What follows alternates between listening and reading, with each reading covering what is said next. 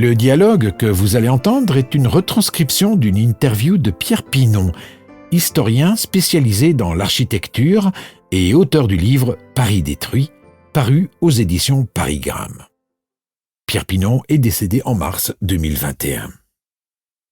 La ville de Paris a-t-elle subi beaucoup de destruction dans son histoire, comparée aux autres capitales européennes ? Londres a presque entièrement brûlé en 1666.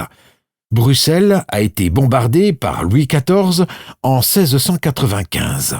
Quant à Berlin, elle a énormément perdu dans les bombardements alliés en 1944. Paris n'a pas subi pareil sort. Voltaire le regretta. La capitale n'a pas eu la chance de brûler comme Londres en 1666. L'incendie de Londres a en effet permis à la capitale anglaise de se moderniser. À Paris, l'essentiel des destructions a été volontaire. C'est le fait de la puissance publique. Les grandes percées du baron Haussmann ont été décidées par Napoléon III, mais c'est aussi le fait de la spéculation. Beaucoup d'hôtels particuliers ont été rasés pour être remplacés par des immeubles plus rentables. Quelles ont été les grandes périodes de destruction ?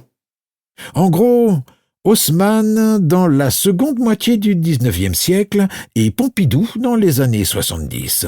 Haussmann a détruit pour percer de nouvelles avenues, 70 en tout, car on ne circulait plus dans Paris. Encombrement de fiacres, imaginez qu'à l'époque, on n'arrivait plus à faire l'aller-retour entre la rive gauche et la rive droite dans la journée. Le centre de Paris a été démoli pour un tiers, mais contrairement aux idées reçues, Haussmann n'a détruit aucun édifice important, tout juste quelques églises gothiques de second plan.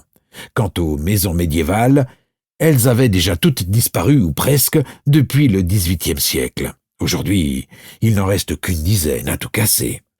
Y a-t-il des périodes historiques dont il ne reste plus aucun témoin ? Oui, avant le Moyen-Âge. Il reste les thermes gallo-romains de Cluny, les arènes de Lutèce, c'est tout. Par comparaison, les villes italiennes et espagnoles ont moins souffert. La pauvreté les a sauvées.